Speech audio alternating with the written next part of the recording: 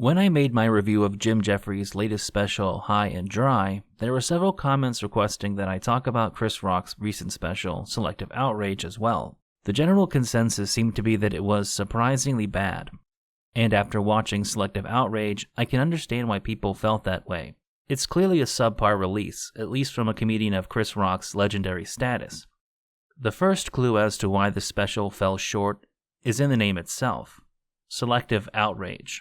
Just by reading that title, you can predict what a lot of the material is going to be about. Within the opening minutes, Chris is already talking about trying not to offend people and using the term triggered. You know what people say? They always say, words hurt.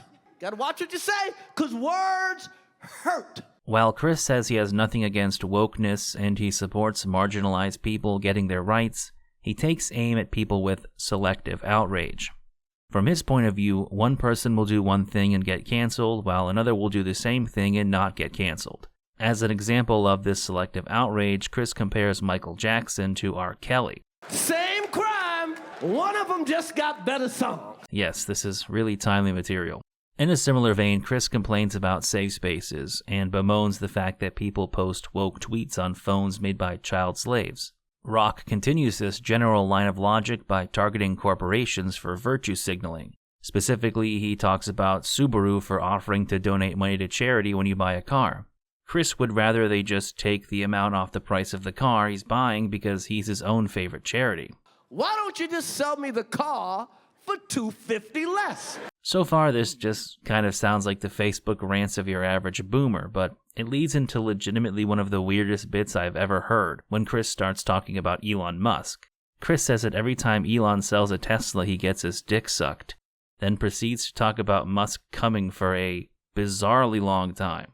No one has lower cum levels than Elon Musk. Following this detour, he segues back into the subject of woke corporations. This time Lululemon and their promise not to support hate of any kind. But according to Chris, they clearly hate the poor because they sell $100 non-racist yoga pants.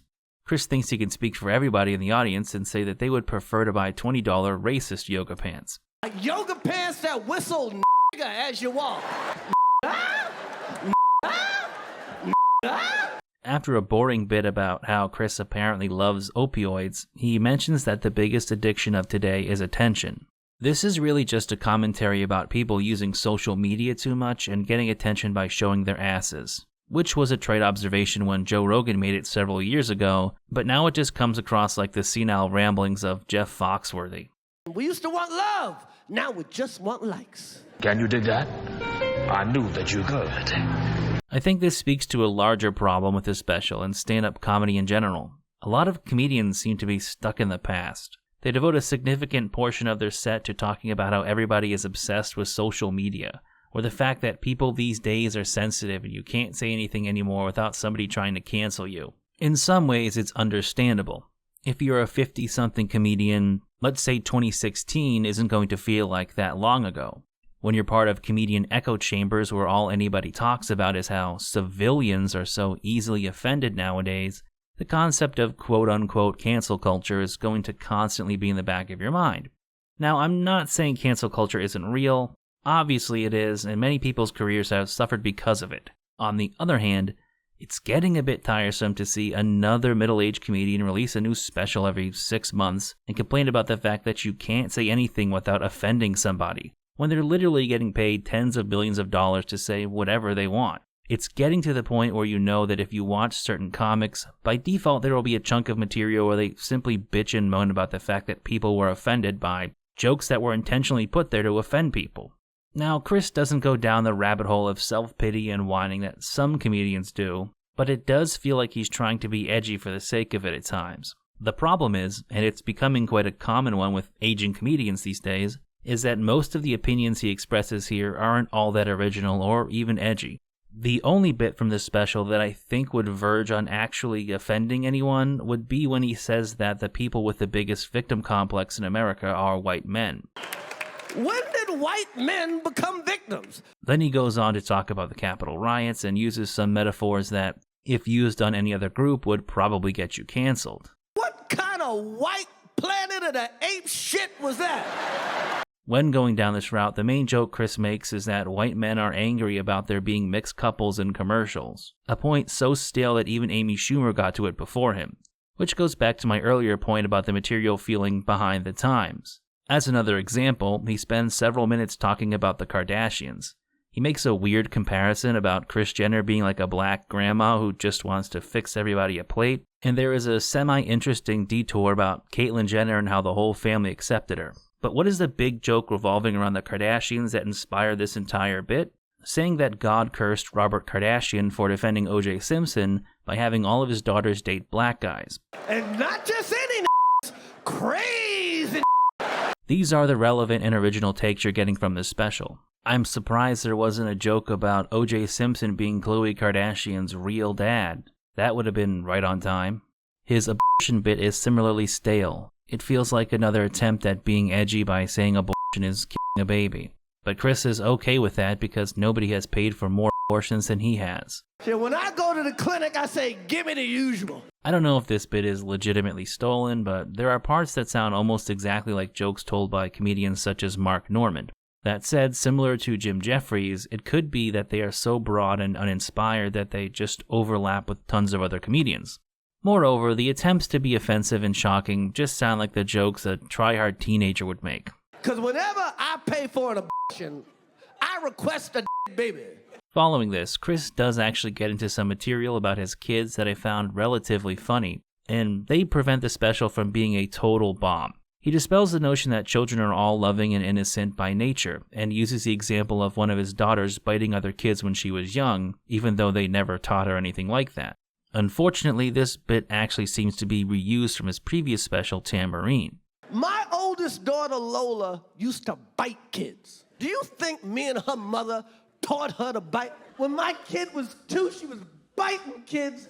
You think I taught her to bite kids? Either way, Chris talks about hating his kids because they're rich and spoiled, which he admits was his fault. Though there are some positives that come with being spoiled. His kids speak multiple languages, ride horses, and know how to fence. Though as an example of how spoiled they truly are, he mentions the time that one of his daughters was going to learn about the 4 seasons in school and said, "That's my favorite hotel." There is also a genuinely good bit where Chris talks about taking his kids to Disney World on the Illuminati backstage pass. But it's kind of spoiled by another really weird joke about getting twerked on by Minnie Mouse. Rub that big rat ass on me. However, he manages to turn it around by telling a story of his own experience going to Disney as a kid, on a church trip that involved a multiple day-long bus ride with no air conditioning.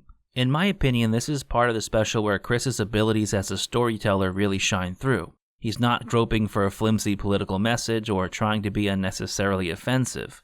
It just works and it's genuinely pretty enjoyable. The same can be said of the story Chris tells about his daughter getting kicked out of her private school during senior year because she snuck off during a trip to Portugal and tried to drink at a bar with her friends. The twist is actually good enough that I don't want to spoil it in the off chance one of you might decide to watch the special.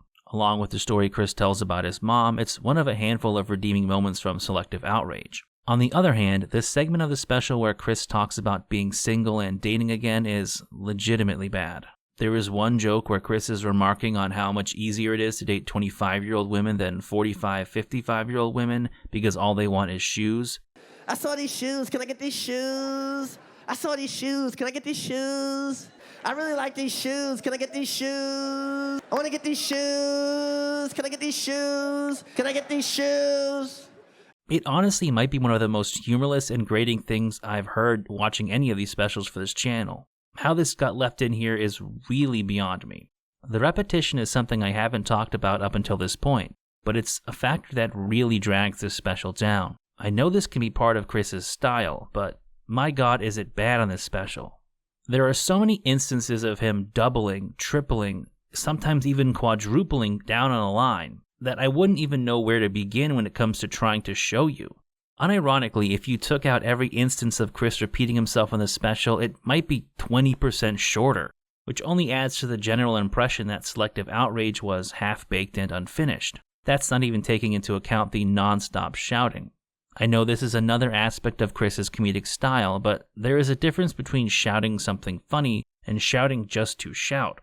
It's almost unbearable here. Everything is being shouted and repeated, There haven't been many instances where I've had to stop a special halfway through just to take a break, but the sheer unrelenting cacophony of this special was so bad that I had to stop about 2/3 of the way through just to take a breather. It's an assault on the ears, but I digress. Most of the material about dating seemed like an attempt by Chris to relate to regular people, but while talking about having to pay for all of his girlfriend's expenses, it goes on for a weirdly long time, and there really isn't anything particularly funny said here. He talks about eating ass and not holding hands and compares 45, 50-year-old pussy to spaghetti. That 45, 50-year-old pussy is like spaghetti. It just goes on like this for a while, talking about the power of female beauty and how he spent every cent he's earned on pussy.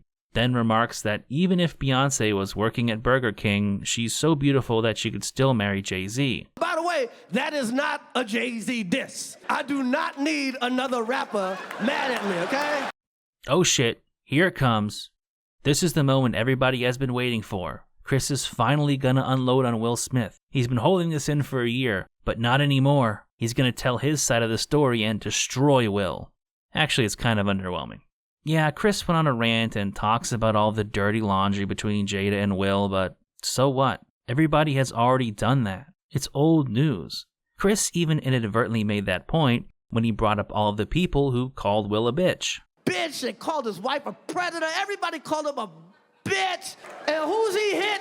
Me. I guess you could say that Chris is making the argument that Will didn't attack the numerous other people who talked about his relationship, like 50 Cent, and only slapped Chris because he has a size advantage. Which is fair enough, but it does kind of undermine Chris's claim that he's not going to play the victim in this instance. Chris obviously has a right to talk about the incident. He got slapped in public. He got slapped in the mouth on TV by one of the biggest celebrities of our time, and it was a massive news story for weeks. But what did he add to the conversation?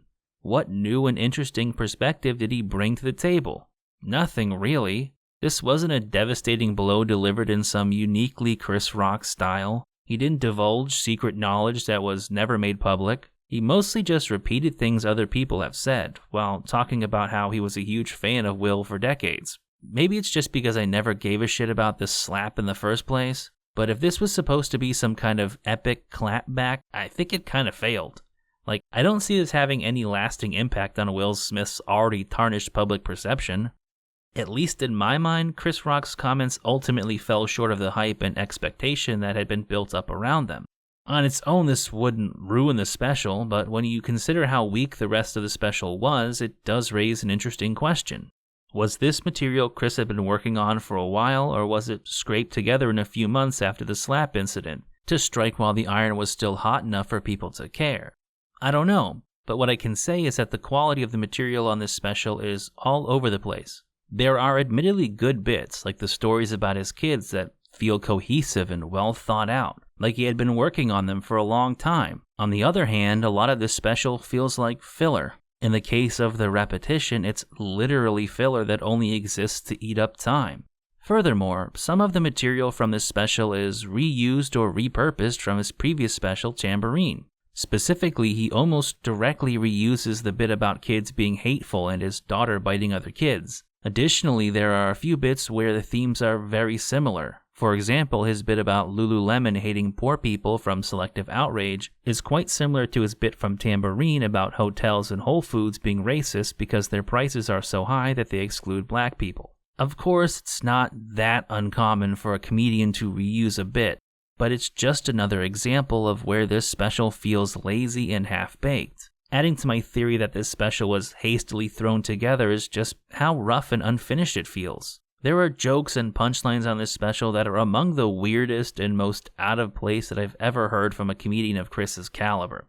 I like crassness and blue humor in comedy, but there is a point where it just becomes awkward and almost uncomfortable to watch with how blunt it is. Think about Amy Schumer jokes on the Leather special. There isn't anything on Selective Outrage that compares to the Leather special in terms of sustained uncomfortability and secondhand embarrassment. However, there were a few moments that were shockingly weird. Overall, the special wasn't one of the worst things I've ever watched, but it was so bad relative to what I expected from Chris Rock that I had to go back and watch some of his older material. I decided to watch Tambourine as it was his most recent special prior to Selective Outrage. Frankly, the difference was night and day. I don't know what happened in the 5 years between Tambourine and Selective Outrage, but the difference in quality was stark. In retrospect, it only bolsters my idea that this special was a rush job done to capitalize on the Oscars slap. And as a consequence, Chris didn't have enough time to work on this material. So he did the hack comic trick of making a lot of noise, pulling wacky faces, and laughing at his own jokes, in the hopes that it would trick the audience into thinking that he was saying something funny. It does have a few parts that are actually good, and they keep this special from being a total lost cause, but they can't redeem the whole thing on their own. For me, this ends up being somewhere around a 3 out of 10. It's not a profoundly bad special, but whatever good there is does not make it a worthwhile experience to sit through the rest of the special, which is uninteresting, repetitive, and extremely annoying to listen to. Maybe you thought differently. If you did, let me know in the comments. But generally, I would not recommend it outside of a few bits, and the possibility of checking out Chris's thoughts on the Oscar incident, if that appeals to you. As always, I want to thank you for watching the video, as well as liking, commenting, and subscribing. And a special thank you to my supporters on Patreon who help make these videos possible. Thank you. Jonas Namenson, Rusty Shackelford, Iron Shamrock, Jackson, Fightback CBD, Mike Roballs, Laziest Man on Mars, Will Bausch, Skunk Ape, Random Candor, Fuzi Eunice, Old Neon, Timothy Lee Peterson, Julius Caesar Has Jungle Fever, Firebrand, Quasi, Goldfish Liberation Army, Snepsts, I Said No Cops, Paulo Gomez, Kyle, Alex, Major General Braxton Bragg CSA, and Neat.